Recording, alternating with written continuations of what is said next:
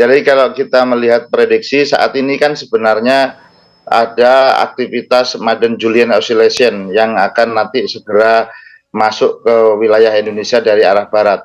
Dan ini akan memulai meningkatnya cuaca di wilayah Indonesia.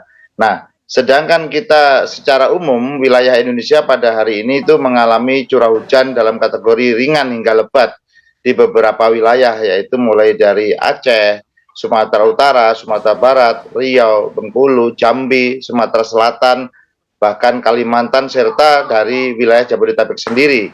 Namun kita juga memprediksi bahwa nanti pada beberapa area yang masih kita prediksi akan bisa menimbulkan waspada banjir, itu wilayah Aceh, Sumatera Utara, Bangka Belitung, Sumatera Barat, Jambi ya, kemudian Jawa Barat, Jawa Tengah.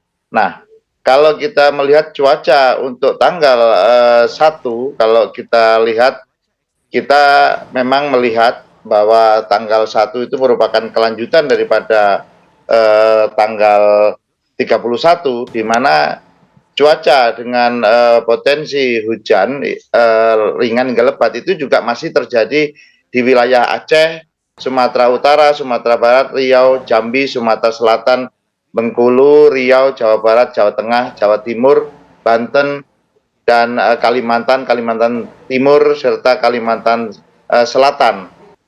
Jadi seperti yang saya sampaikan tadi, bahwa mulai tanggal 2 nanti akan ada pengaruh, yaitu Madden-Julian Oscillation yang akan masuk, dan ini akan terus bergerak sampai nanti menuju puncak musim hujan di bulan Februari dasarian 1 ataupun di bulan Januari dasarian 3. Nah, kemudian kita juga masih melihat bahwa di sisi timur Indonesia ini masih dipengaruhi oleh adanya fenomena El Nino, dan ini juga menyebabkan beberapa wilayah zona musim di Indonesia itu mengalami keterlambatan, atau sekitar 446 zona musim itu mengalami keterlambatan, termasuk di wilayah DKI Jakarta maupun Jawa Tengah. Itu ya, betul sekali Putri Viola. Jadi kami juga turut prihatin atas bencana banjir yang terjadi di masyarakat di sekitar Sumatera. Nah, untuk saat ini BMKG memberikan himbauan. Yang pertama yaitu masyarakat tetap tenang dan waspada akan potensi terjadinya cuaca ekstrim. Karena cuaca ekstrim seperti hujan lebat maupun angin kencang ini bisa menimbulkan bencana hidrometeorologi. Nah, seperti banjir, longsor, dan kemudian puting beliung.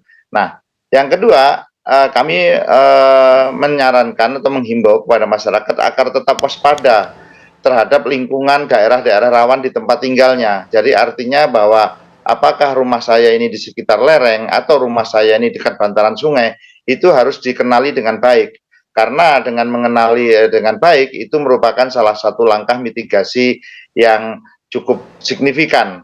Kemudian yang ketiga, bahwa saat ini kan dalam rangka libur Nataru maupun Lebaran ya, atau untuk kegiatan tahun baru. Nah, saya menyarankan bahwa sebelum melakukan perjalanan atau sebelum melakukan ke tempat wisata, alangkah baiknya memanfaatkan informasi cuaca dari BMKG sehingga bisa berwisata dengan aman, dengan tenang, tanpa rasa was-was. Kemudian yang kedua, bagi yang sedang melakukan kendaraan ataupun perjalanan, harap mengecek kendaraan secara baik, kemudian juga menghindari melaju dengan kencang, karena kalau di jalan tol juga terkadang terjadi peristiwa aquaplaning dan lain sebagainya. Kemudian para pengendara maupun masyarakat bisa mengupdate informasi BMKG. Kami juga memberikan informasi dari info BMKG dan lain sebagainya.